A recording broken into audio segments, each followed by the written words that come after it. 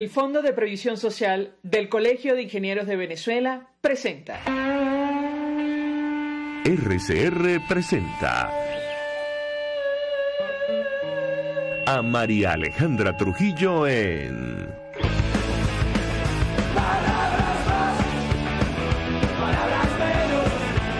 Palabras más, palabras menos.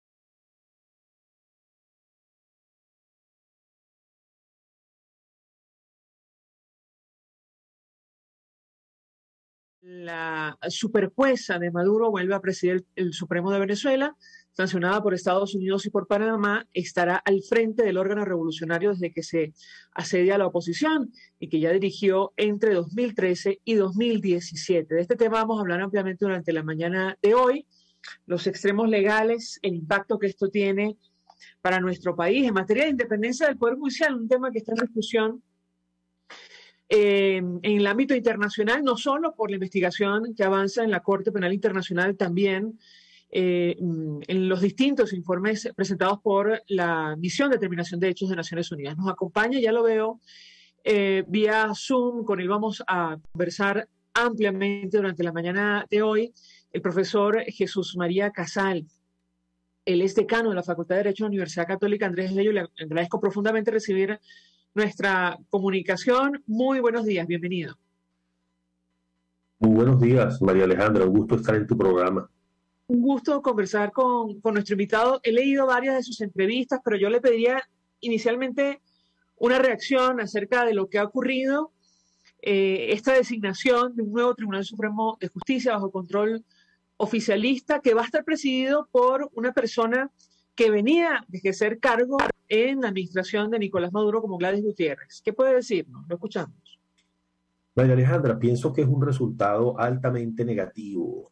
Es realmente sorprendente cómo en momentos en que el país lo que necesita es una verdadera reforma de la justicia, se toma una decisión que representa el continuismo en la captura política por parte del gobierno del Tribunal Supremo de Justicia. Es decir, aquí no hay nada de renovación, incluso hay señales más bien de agravamiento, ¿no?, de la situación de crisis profunda en que se encontraba el Tribunal Supremo de Justicia. Digo crisis profunda desde el punto de vista de la independencia de la justicia, ¿no?, que no ofrecía y ahora tampoco ofrece ninguna garantía de independencia judicial.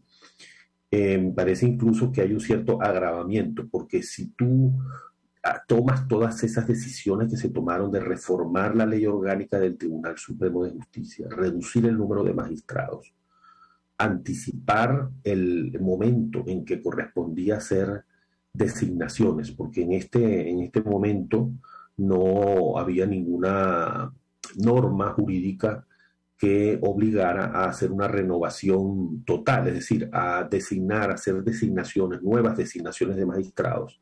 Eso no estaba previsto, no correspondía de acuerdo con la Constitución. Después de haber hecho todo eso, que solo hubiera tenido sentido en el marco de un gran acuerdo nacional para una transición a la democracia, para una transición, si se quiere, al fortalecimiento de la justicia, incluso para buscar un término más neutral, ¿no? Más potable para, incluso para el sector oficial. Después de todo esto, entonces no hacer nada en la dirección de una reforma del Poder Judicial, sino volver otra vez a lo mismo, eso incluso da una señal más negativa todavía, ¿no? Porque significa que, pues, definitivamente después de tanto forcejeo, además, porque sabemos que esa decisión se fue postergando, y al final el resultado lo que indica es que la dificultad para tomar la decisión no tenía nada que ver con que se estuviera pensando, bueno, vamos a ver, vamos a buscar espacios para magistrados independientes, vamos a construir un consenso más amplio en torno a esto.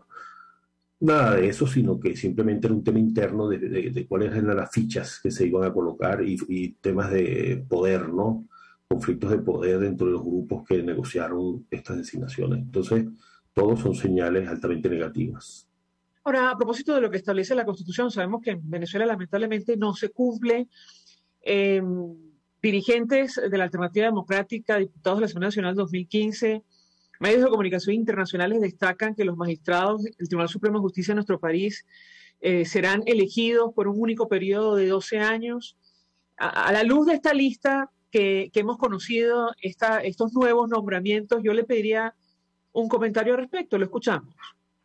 Bueno, ese fíjense que es un tema al cual nosotros habíamos tenido oportunidad de referirnos en algunas entrevistas una vez que se reformó la ley orgánica del Tribunal Supremo de Justicia, indicando que se estaba violando gravemente la Constitución, porque la Constitución es muy clara, como tú lo apuntas, en el sentido de que solamente se pueden designar magistrados para un único periodo de 12 años. No puede haber reelección en ese cargo. Y sin embargo, ya la propia reforma que se aprobó recientemente de la Ley Orgánica del Tribunal Supremo de Justicia incorporó una disposición según la cual los actuales magistrados podrían postularse para un nuevo periodo. Esto es algo, pues, absolutamente inconstitucional, es decir, no es un tema, digamos, de interpretación, de discusión, sino que la Constitución es categórica.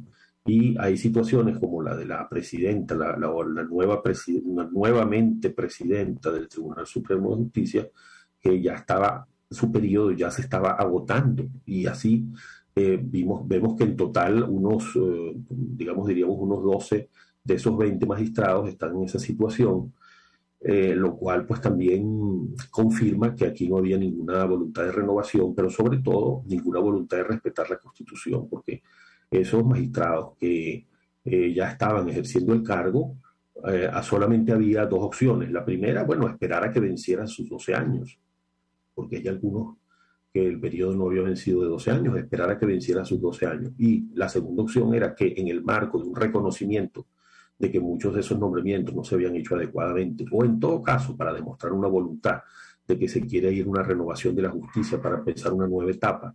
Incluso ahora se habla de que viene ahora la reforma completa del Poder Judicial. Bueno, entonces supongamos que se hubiera dicho, ¿no? Dado que vamos a hacer una reforma completa del Poder Judicial, vamos a empezar dando una buena señal a nivel del Tribunal Supremo de Justicia y vamos, por lo tanto, a renovarlo, y los magistrados cuyo periodo no ha vencido, pues tal vez ellos mismos dan un paso adelante y colaboran en este proceso, pero nada de eso sucedió, sino que nos encontramos en esta situación donde, bueno, hay magistrados que simplemente ahora van a pretender empezar desde cero, ¿no?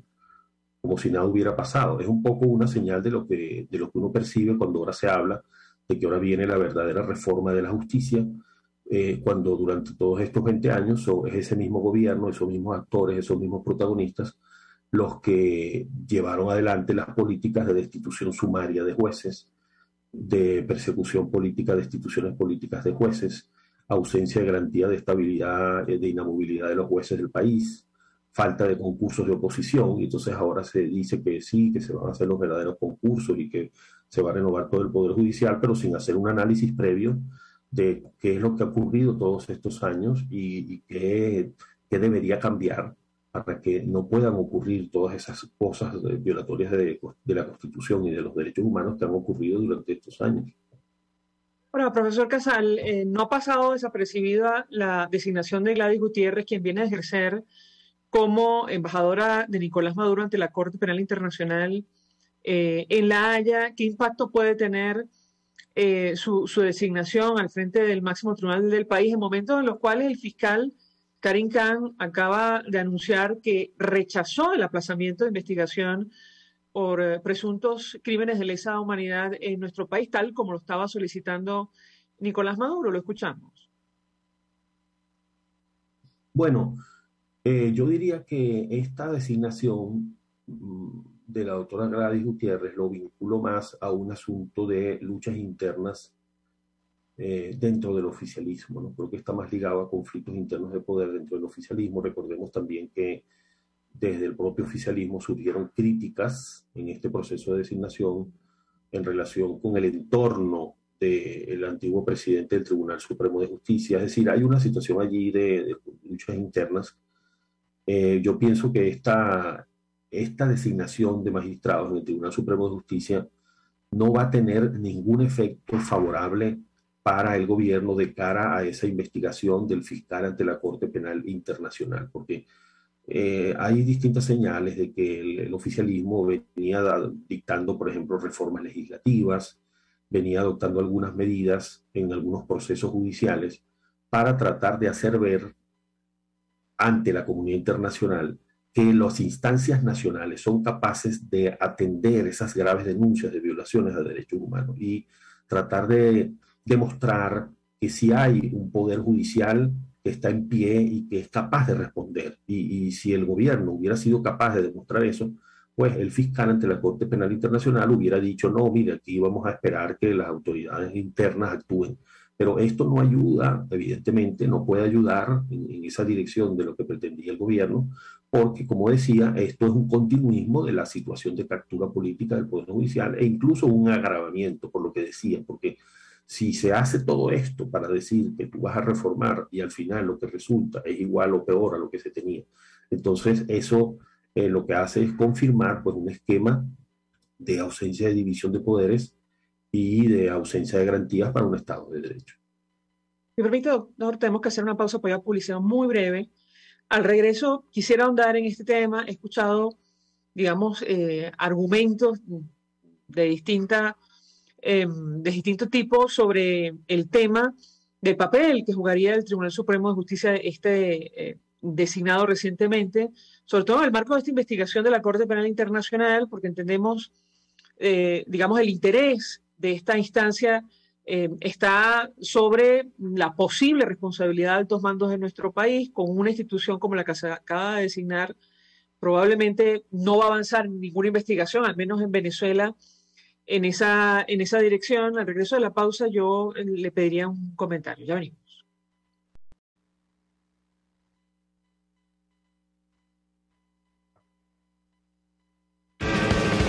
Usted escucha Palabras Más, Palabras Menos en RCR 750 AM. Puedes seguirnos en nuestras redes sociales. En Twitter, @RCR750. La radio que se ve. Mensaje del ingeniero José Peraza, tesorero del FONPRES CIB. Estimado colega ingeniero arquitecto y profesional afín, el Colegio Ingeniero de Venezuela y el Fondo de Previsión Social, preocupado por la salud de tu familia, ha diseñado un sistema de salud integral que coloca a tu disposición y que contiene asistencia primaria de salud, ambulancia, hospitalización, cirugía, oftalmología, dermatología, fisioterapia, psicología, odontología, farmacia y funerario. Para mayor información, visítanos a nuestros portales cib.net.be, fonprescib.net.be, Colegio de Ingenieros de Venezuela, construyendo futuro. Y ahora quiero hablarte de la estación de servicio del Club Hípico, esa misma frente al Terras Plazas. Te invito a que la sigas en su Instagram, @bpterrazas, donde en su historia están informando permanentemente la dinámica diaria en cuanto al servicio de surtido de gasolina. Con todos los mecanismos de pagos, la bomba Terrazas del Club Hípico cuenta con una gran tienda de conveniencia donde podrás encontrar todo lo que necesitas, tanto para ti como para tu carro, y también con atención de baterías Duncan. Estación de servicio Terrazas del Club Hípico. Calidad y servicio de primera clase. Hola amigos, soy María Corina Machado. Todos los martes, María Corina estará contigo por RCR 750 AM. Acompáñenme de 1 a 2 de la tarde. Contigo, María Corina. Todos los martes, contigo. Solo por RCR 750 AM.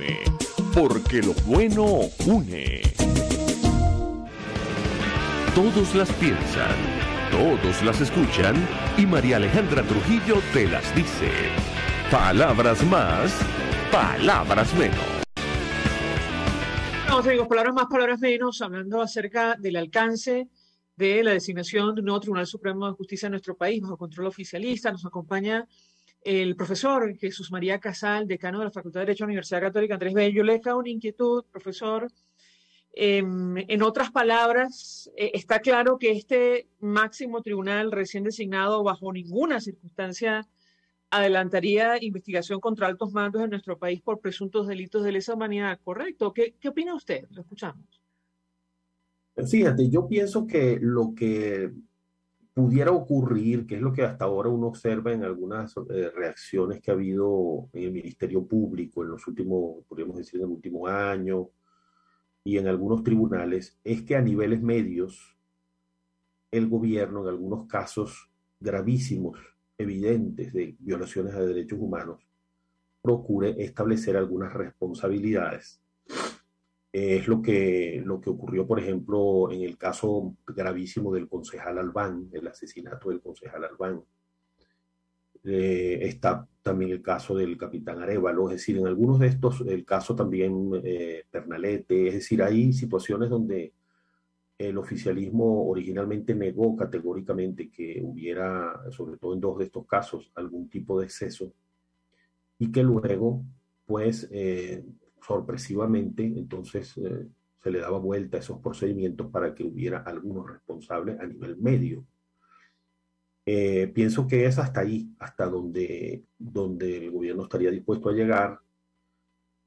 Incluso eso también lo podemos poner en duda en el sentido de que hasta ahora eso se había hecho tratando de convencer al fiscal ante la Corte Penal Internacional de que las instancias nacionales podían responder, pero parece que ese objetivo ya el oficialismo no lo logró.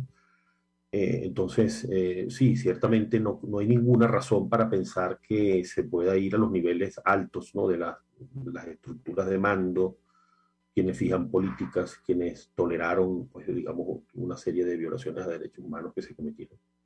Tal como lo establece el artículo 266 de la Constitución, que sabemos que no se cumple. Esta atribución del Tribunal Supremo de declarar si hay o no mérito para el enjuiciamiento de, digamos, altos representantes del Estado en nuestro país, ¿correcto? Exactamente, sí. Yo pienso que eso, esa declaratoria de mérito a nivel de los altos funcionarios difícilmente se va a producir. O sea, allí lo que puede haber es que, bueno, que la sala penal, a través de algún abocamiento en algún proceso de estos casos, digamos, que están pendientes, ¿no?, de violaciones a derechos humanos que se cometieron en el contexto de manifestaciones y tantas otras, pues allí pudiera haber alguna decisión para hacer ver, pues, que el tribunal reacciona, pero que no va a llegar a los niveles de los verdaderos y principales responsables de los excesos y violaciones de derechos humanos que se han cometido. Bueno, a propósito del tiempo, profesor, es decir, claro, sabemos que ya de entrada se ha incumplido lo que establece nuestra Carta Magna sobre un único periodo, pero ¿cómo lee usted la designación, en teoría, al menos por 12 años de estos funcionarios? Lo escuchamos. Bueno, allí uno lo que pudiera pensar es que el gobierno quiere asegurarse, tener ese control del Tribunal Supremo de Justicia durante todo ese periodo, un periodo que pudiera significar, debería significar, ¿no?, algo de transición hacia la democracia, algo de transición política. No está claro que no hay ninguna señal tampoco, ¿no?, de que el gobierno quiera favorecer alguna transición política. Pero tal vez el gobierno se prepara, el oficialismo se prepara para todos los escenarios. Entonces, este Tribunal Supremo de Justicia es útil en un escenario de continuidad del régimen en todos sus aspectos, pero puede ser útil también en un escenario de algunos pasos de transición a la democracia, dependiendo de los resultados electorales de las elecciones presidenciales, el entorno internacional, el efecto de las sanciones que se puedan emplear como elemento de presión en una negociación o de incentivo en una negociación. En todos esos escenarios, pues el gobierno estaría como protegido, amparado por este Tribunal Supremo de Justicia. Sobre las elecciones, llama la atención, Gladys Gutiérrez, la propia Gladys Gutiérrez tuvo responsabilidades electorales, pero hay una ex rectora que ahora forma parte del Tribunal Supremo de Justicia. Yo le pediría un comentario. Estamos hablando de buena parte del tribunal que en su momento despojó de atribuciones a la Asamblea Nacional electa en 2015. ¿Qué opina usted sobre este tema? Profesor, lo escuchamos. Bueno, es también algo cuestionable en el sentido de que ya el propio Consejo Nacional Electoral, pues, y con una rectora que lo ha integrado durante muchos años y que por lo tanto es un Consejo Nacional Electoral que no ha favorecido la participación política, que ha puesto toda clase de obstáculos para el ejercicio de los derechos ciudadanos. Ahora entonces pasa a la sala electoral, o sea, ¿qué garantías puede haber allí de que se van a controlar los actos del Consejo Nacional Electoral? Es decir, todos son como enroques, pues, de posiciones. Es decir, no cambió nada, no cambió nada, sino que es una misma estructura de poder donde se enrocan posiciones. Se trata de, bueno, de remozar un poco algún rostro, pero que en realidad pues ni siquiera hubo un cambio de rostro, ¿no? Como ustedes saben que a veces se dice, bueno, no cambió nada de fondo, fue un cambio un poco gatopardiano, se suele decir, tal vez a veces hay un cambio nada más de rostros, pero no de fondo, no de estructuras. Aquí ni siquiera es propiamente ni siquiera un cambio de rostros, sino algunos movimientos pequeños y en realidad como conjunto esto es lo que ha resultado.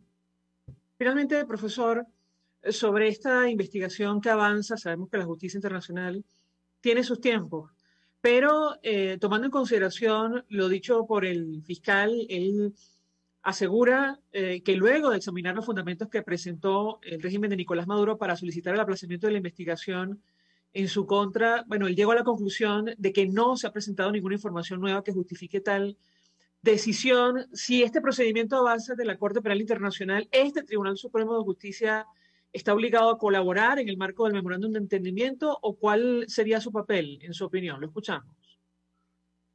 Lo que ocurre es que uno ha ido observando que de parte del gobierno, bueno, sí, en el momento del memorándum de entendimiento se quisieron fijar unas bases como de respeto para que el fiscal también pudiera llevar adelante su trabajo, pero ya más recientemente se van decantando las cosas en el sentido de que el gobierno cuestiona, o voceros importantes del oficialismo cuestionan al fiscal ante la Corte Penal Internacional, no lo consideran suficientemente imparcial, con lo cual no hay que descartar que el Tribunal Supremo de Justicia termine haciendo lo que ya ha ocurrido, por ejemplo, en relación con la Corte Interamericana de Derechos Humanos, en relación con todas las sentencias condenatorias de Venezuela emitidas por la Corte Interamericana de Derechos Humanos. La Sala Constitucional ha declarado que son inejecutables en Venezuela. Entonces, se ha convertido, digamos, en un órgano como paraguas, ¿no?, que trata de bloquear cualquier influencia en el orden venezolano de decisiones de órganos internacionales. Entonces, algo parecido puede terminar pasando con la Corte Penal Internacional. Claro, eso sería violatorio del Estatuto de Roma. Eso confirmaría más bien una situación de absoluta impunidad en frente a crímenes de lesa humanidad. Eso ya es en un punto final, pues, de un forcejeo, ¿no? Pero es difícil pensar que el actual Tribunal Supremo de Justicia pueda colocarse en una posición que sería su deber de favorecer la ejecución de las decisiones del fiscal, de las decisiones que pueda tomar la Corte Penal Internacional en contra incluso de la voluntad del gobierno de dejar de lado esas instancias internacionales. Es decir, ¿usted cree que podría incluso denunciar el Estatuto de Roma o negarse a ejecutar? Sí, a ejecutar, claro. Sí, dictar alguna sentencia en el sentido de que esa decisión de los órganos del fiscal, de la Corte Penal Internacional, pues viola normas de la Constitución o viola garantías de cualquier tipo. Es decir, en el caso de la Corte Interamericana de Derechos Humanos, pues fue esa una sentencia, un exabrupto. No hay ninguna base jurídica para que la Sala Constitucional haya declarado inejecutables sentencias de la Corte Interamericana de Derechos Humanos, y tampoco la habría, evidentemente no habría ninguna base jurídica para impedir la ejecución de decisiones de los órganos ligados a la Corte Penal Internacional. Pero con esos antecedentes, y como aquí no ha habido hasta ahora ningún cambio sustancial, sobre todo en estas salas, digamos que son tan importantes para la dinámica institucional, Sala Constitucional, Sala electoral, sala político-administrativa, pues todo indica que este tribunal más bien puede apalancar decisiones totalmente contrarias a la Constitución y a los derechos humanos. Profesor Jesús María Casal, un millón de gracias por atendernos, acompañarnos A la estos orden, minutos. con mucho gusto. Gracias. Decano de la Facultad de Derecho de la Universidad Católica Andrés Bello, vamos a la pausa y al regreso venimos con más. Estás escuchando Palabras Más, Palabras Menos por RCR 750 AM. Sintonícenos a través de Periscope, @RCR750, la radio que se ve. Mensaje del ingeniero José Peraza, tesorero del FONPRES CIB. Estimado colega ingeniero arquitecto y profesional afín, el Colegio Ingeniero de Venezuela y el Fondo de Previsión Social, preocupado por la salud de tu familia, ha diseñado un sistema de salud integral que coloca a tu disposición y que contiene asistencia primaria de salud, ambulancia, hospitalización, cirugía, oftalmología, dermatología, fisioterapia, psicología, odontología, farmacia y funerario. Para mayor información, visítanos a nuestros portales cib.net.be, fonprescib.net.be, Colegio de Ingenieros de Venezuela, construyendo futuro. En Global Therapy seguimos comprometidos con tu rehabilitación física, te ayudamos a recuperarte de tu posoperatorio y en el alivio del dolor. Búscanos en el Centro Comercial Multiplaza Paraíso Nivel Empresarial 2 a través de Twitter e Instagram o llámanos al 0412-256-1104. Y no olvides lavarte las manos con agua y jabón y cumplir con el distanciamiento social. Global Therapy y despídete del dolor. Ante el agobio diario, siempre se agradece una pausa.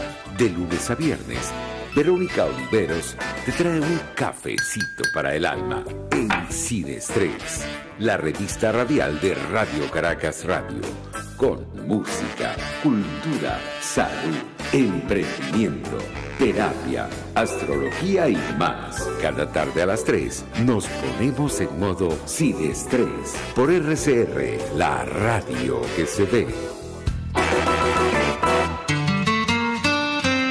RCR 750 AM, porque lo bueno une.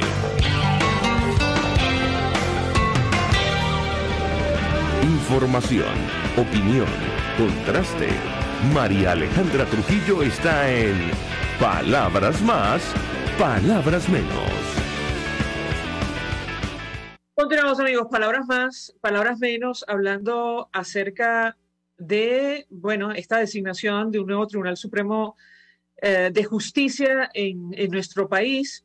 Estamos coordinando con nuestra siguiente invitada, Laura Lousa, quien forma parte del equipo de acceso a la justicia, conoce perfectamente el tema que estamos discutiendo en la mañana de hoy, el impacto que esto tiene y, entre otras cosas, la interpretación que se ha dado, lógicamente, tiene que ver no solo con la continuidad o no del régimen venezolano, una posible transición a la democracia en nuestro país o no, también el avance de la investigación en la Corte Penal Internacional por presuntos delitos de lesa humanidad en nuestro país. Recuerden ustedes aquello del principio de complementariedad. Nuestra siguiente invitada conoce perfectamente este tema, del cual pretendía hacerse el régimen venezolano para evadir esta investigación. Sin embargo, el fiscal Karim Khan, a la luz de la información, la documentación que ha recibido hasta el momento,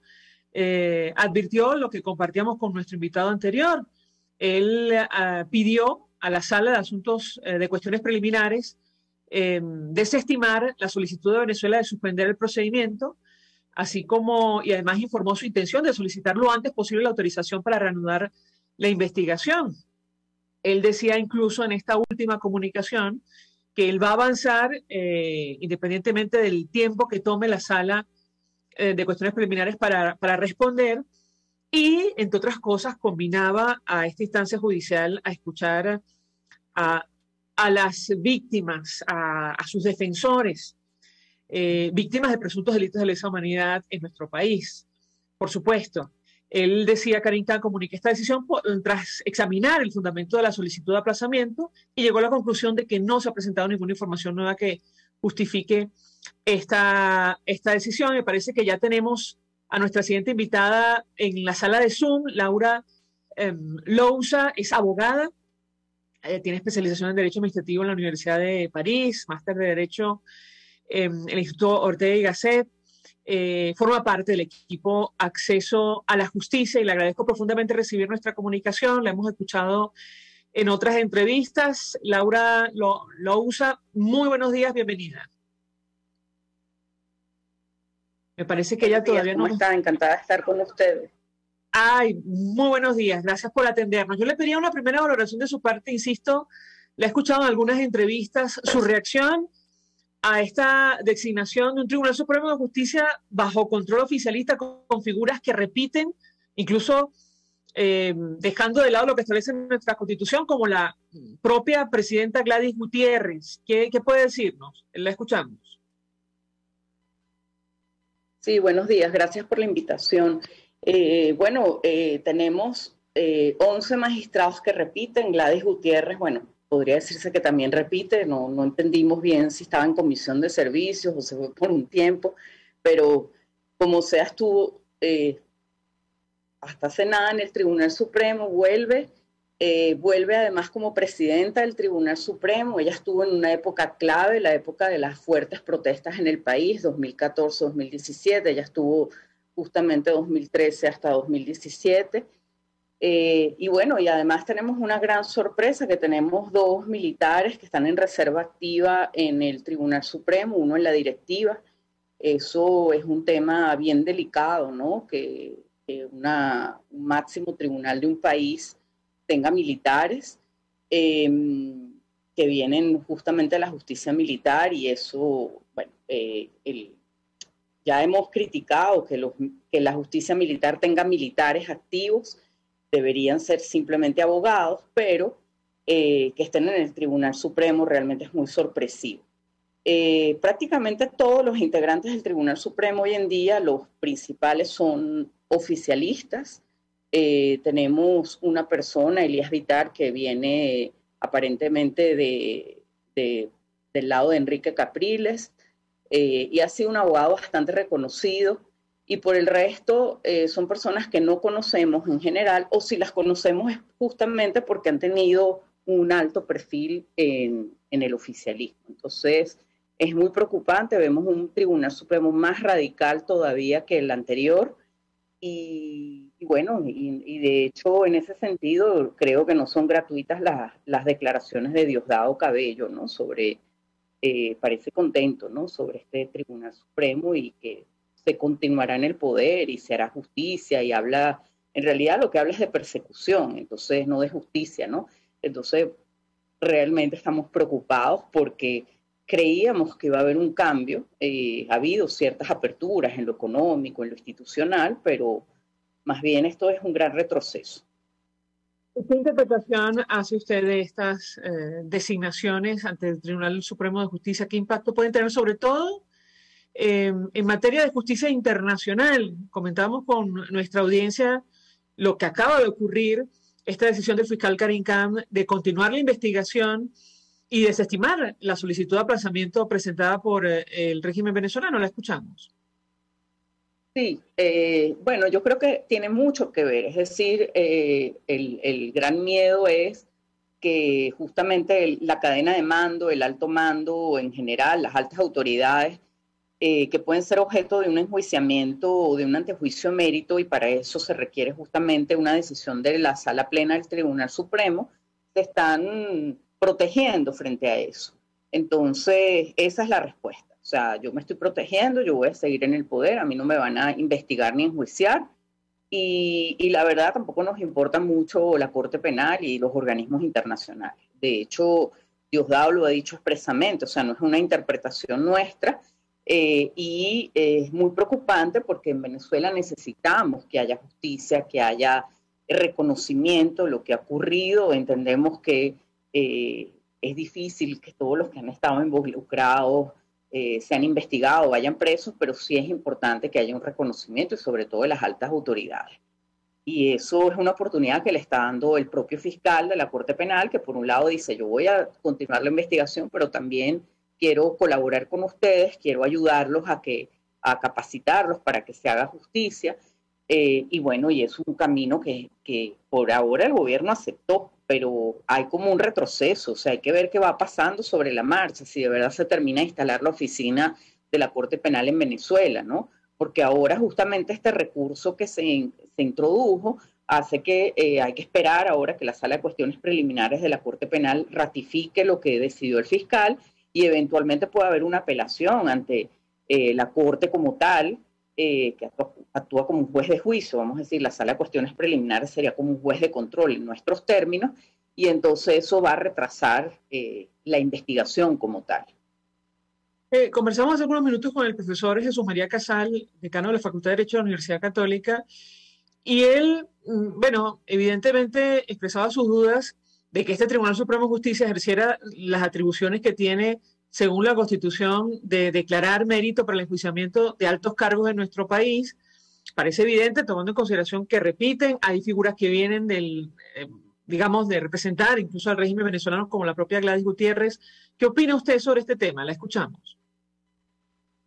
Sí, bueno, efectivamente la Constitución lo prevé, la ley lo prevé, es decir, pero es que creemos que no va a ser posible que eso ocurra porque es que, o sea, lo que vemos es que la Sala Constitucional tiene 5 miembros del oficialismo declarados, o sea, toda la Sala Constitucional, y 4 de ellos son personas que han repetido. O sea, de los 20 magistrados principales, por lo menos seguros 16, por no decir 18, son del oficialismo. Entonces, no, en realidad sí, eso más o menos son los números. Yo hasta diría 19, pero bueno, depende de cómo hagamos esa lectura, podemos estar entre 16 y 19, según lo conservadores que somos entonces, como obviamente en la sala plena habría gran mayoría del oficialismo, ahí no va a haber ningún tipo de enjuiciamiento ni ningún tipo de decisión. Ese Tribunal Supremo ha sido elegido de esa manera. La ley también pintaba muy mal, justamente para que haya inmunidad total o impunidad inclusive. Le escuchaba a usted advirtiendo que no está claro si esto va a tener impacto o no en el proceso ante la Corte Penal Internacional, sobre todo por la evidente ausencia de independencia del Poder Judicial. ¿Qué puede decirnos? La escuchamos. Sí, nosotros vemos muy difícil desde Acceso a la Justicia, organización que yo presido, que realmente haya justicia, pueda hacerse justicia en Venezuela. Nosotros tenemos una situación donde somos el último país del mundo, de los países evaluados en Estado de Derecho. No tenemos institucionalidad realmente, y lo que tenemos es un grupo de personas que gobiernan bajo la fuerza, la represión, y usan el sistema de justicia en ese sentido, y lo han dicho los organismos internacionales, no lo hemos dicho solo nosotros aquí en Venezuela. Entonces, ¿cómo se va a lograr que eso cambie? Y sobre todo cuando no hay voluntad. Entonces, yo veo muy complicado el camino de la Corte Penal. Obviamente yo sí creo que los milagros existen, y sí, sería muy bueno que en Venezuela recobráramos la institucionalidad y el Estado de Derecho, incluso dentro de este gobierno. O sea, nunca hemos estado en contra. A nosotros nos da igual cuál es el gobierno, lo que nos interesa es que ese gobierno no viole derechos humanos y menos aún, obviamente, cometa crímenes de lesa humanidad. Entonces, si el gobierno y el grupo que manda hace ya pues muchos años en Venezuela quiere cambiar y quiere reinstitucionalizarse y seguir la senda del Estado de Derecho, pues bienvenido sea. Pero lo estamos viendo muy complicado porque justamente esta ley, y ya cuando fue aprobada, daba idea de lo contrario, ¿no? Y las mismas reformas que ha habido, bueno, la misma Corte Penal, el fiscal dijo, miren, de la Corte Penal Internacional dijo, miren, estas reformas que ustedes hicieron, estos enjuiciamientos, investigaciones, no cambian nada, no han avanzado nada. Y el gobierno, en cambio, cree que ha avanzado muchísimo. Entonces, yo creo que es que ni siquiera están claros los parámetros del deber ser, tan alejados estamos desde hace tantos años en Venezuela. Entonces, a veces se cree que de verdad desde el gobierno se ha hecho muchas cosas, pero sin duda esta ley y este Tribunal Supremo, ellos sí están claros que es un retroceso y qué es lo que quieren ahí, que es una impunidad y una garantía de 12 años más con tranquilidad, entre comillas, pues, porque obviamente una tranquilidad relativa, porque cuando estás todo el tiempo atacando, cometiendo violaciones a la norma y a lo que debe ser y atacando a los ciudadanos, vas a recibir respuestas, no puedes estar tranquilo, y eso tiene consecuencias. Pero bueno, esa es la realidad con la que hemos vivido ya desde hace rato. Reformulo la pregunta. ¿El fiscal Karim Khan podría utilizar como argumento la actual designación de este Tribunal Supremo de Justicia bajo control oficialista para reafirmar su posición y competencia en materia de investigación de delitos de lesa humanidad en nuestro país? No, bueno, el fiscal Karim Khan ya dijo lo que dijo, que es que él, independientemente de todo y más bien como consecuencia justamente de las reformas que no tienen, porque él no vio la designación, pero vio la reforma de la ley, vio las demás reformas y él dijo, la investigación sigue. Ustedes hasta ahora no han hecho nada, imagínense con una decisión como esta.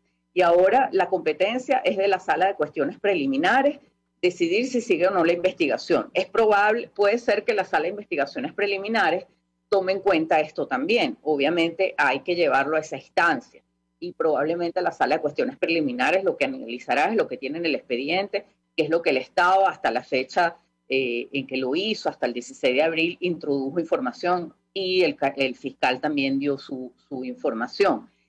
Pero lo cierto es que yo no creo que el fiscal cambie su decisión de la oficina aquí. Es decir, yo creo que todo va a seguir igual. Probablemente la Sala de Cuestiones Preliminares casi seguramente va a ratificar la decisión del fiscal y el fiscal a su vez va a seguir aquí tratando de ver si a pesar de todo hace justicia. Veo difícil que él cambie su decisión, aunque podría decir, bueno, yo cambio mi decisión de seguir, de hacer justicia en Venezuela porque esta decisión del Tribunal Supremo me hace ver que no hay real voluntad. Pero bueno, esa parte que es la diplomacia, entre comillas, no funciona así. Y vamos a ver entonces qué decide. ¿Qué decide la Sala de Cuestiones Preliminares? Que es realmente la que tiene la palabra ahorita. El fiscal, salvo por lo que es en Venezuela la oficina que quiere poner y la voluntad de tratar de capacitar al régimen, no tiene, vamos a decir, mayor palabra ahorita, o sea, no le toca hablar. ¿Qué expectativas tiene usted con la instalación de esa oficina en nuestro país? Bueno, no tengo buenas expectativas en el sentido que veo, o sea, creo que es importante porque le va a dar al equipo del fiscal una claridad mayor de cómo funcionan las cosas aquí. Él lo dijo en una entrevista en El País, ahí vamos a poder conocer la cultura del país, que es real, que es propaganda política, y obviamente eso va a ser muy importante. Y además se va a dar cuenta de la realidad venezolana, que no se parece para nada a la colombiana, que es muy ajena al Estado de Derecho, la venezolana, porque Colombia, mal que viene, incluso con sus zonas de guerrilla, tiene una institucionalidad, tiene un Estado de Derecho, incluso medio a nivel del mundo. Nosotros estamos en el último escalón, o sea, nosotros no estamos como Colombia. Venezuela tiene un conflicto permanente en todo su territorio y en su institucionalidad, hay una negativa. Colombia tiene zonas que son así, pero el país como tal funciona y tiene respuesta frente al ciudadano y repara situaciones. Hemos visto, incluso estos días salió una disculpa de alguien de muy alto nivel que había cometido crímenes de lesa humanidad. Es decir, vemos que en Colombia hay una voluntad política y una realidad, una estructura que permite que la Corte Penal haya tomado la decisión que tomó el fiscal. En Venezuela eso no existe. Entonces creemos que lo que va es darse cuenta de eso, que quizás cree que hay una zona de esperanza. Pero bueno, si eso ocurre, que hay un área de esperanza y el gobierno cambia a raíz de esa situación su posición y empieza a hacer justicia y empieza a reinstitucionalizarse, pues bienvenido sea. Ya veremos qué pasa, porque es que el problema es que efectivamente la justicia internacional tarda en llegar y puede tardar 10 años, 15 años, y eso no es poco. Y mientras tanto aquí seguimos en lo mismo, y nosotros lo que queremos es que aquí cambie la realidad para que en el país se dejen de cometer las arbitrariedades que se cometen y podamos vivir en paz real, no en el eufemismo que usa el gobierno en Venezuela. Me permite nuestra invitada, tenemos que hacer una brevísima pausa para ir a publicidad. Al regreso quisiera referirme a el tema de la procedencia de la nueva presidenta del Tribunal Supremo de Justicia. Ella viene a representar a Nicolás Maduro en la Corte Penal Internacional, ¿Qué interpretación hace usted sobre este tema? Al regreso, si me permite, le doy la palabra para contestar. Ya venimos. Escuchas a María Alejandra Trujillo en Palabras Más, Palabras Menos, por RCR 750 AM. Puedes seguirnos en nuestras redes sociales. En Twitter, @RCR750, la radio que se ve. Mensaje del ingeniero José Peraza, tesorero del FOMPRES CIB. Estimado colega ingeniero arquitecto y profesional afín, el Colegio Ingeniero de Venezuela y el Fondo de Previsión Social, preocupado por la salud de tu familia, ha diseñado un sistema de salud que coloca a tu disposición y que contiene asistencia primaria de salud, ambulancia, hospitalización, cirugía, oftalmología, dermatología, fisioterapia, psicología, odontología, farmacia y funerario. Para mayor información, visítanos a nuestros portales cib.net.be, fomprecib.net.be, Colegio de Ingenieros de Venezuela, construyendo futuro. Amigos, nace un nuevo concepto de farmacia en Venezuela. Farmacia CVS y más. Todo lo demás. En Farmacia CVS, en español CVS, lo consigues todo en un solo lugar. Salud, belleza, hogar y comida. Un nuevo concepto en todo para un nuevo concepto de vida. Farmacia CVS y más está en el CCCT nivel C1, frente a Beco y al lado del Banco Mercantil. En Instagram, FarmaCVS. Farmacia CVS y más. Todo lo demás. Se dicen, se ocultan, se piensan, se descubren. Palabras más, palabras menos. Con María Alejandra Trujillo. Continuamos, amigos, palabras más, palabras menos, hablando acerca del alcance de la designación de este nuevo Tribunal Supremo de Justicia bajo control oficialista. Nos acompaña alguien que conoce perfectamente el tema, Laura Lousa. Es abogada, pero además está al frente de la organización Acceso a la Justicia. Y yo le dejaba una inquietud acerca de la interpretación que podemos hacer sobre la procedencia de la actual presidenta de este tribunal, quien viene a representar al régimen de Nicolás Maduro justo ante la Corte Penal Internacional. ¿Qué puede decirnos? La escuchamos. Sí, vemos que en Venezuela no hay ninguna separación de poderes, es decir, el poder ejecutivo nombra magistrados en cargos y luego ellos vienen otra vez a ser magistrados, es decir, aquí eso es algo que ya de por sí, ¿no? Y ella después fue al CNE, es decir, mira, yo muevo una ficha aquí para allá en cualquier área sin importar realmente el conflicto de intereses que puede haber ahí, que obviamente es muy grande. O sea, justamente lo que tú me preguntas es muy importante. O sea, ¿qué chance hay de que una persona que defendió al gobierno de sus crímenes de lesa humanidad en La Haya venga aquí a Venezuela en el Tribunal Supremo a hacer un enjuiciamiento de los altos funcionarios que han cometido esos crímenes? O sea, es que ninguno. Entonces, obviamente, esta es una persona de confianza. Ella además ha estado en varios cargos, Procuraduría General de la República, por ejemplo, como abogado del Estado, que son cargos de confianza del Ejecutivo, muy importantes en ese sentido. Y bueno, y cuando estuvo en el Tribunal Supremo, la cantidad de declaraciones que hizo a favor de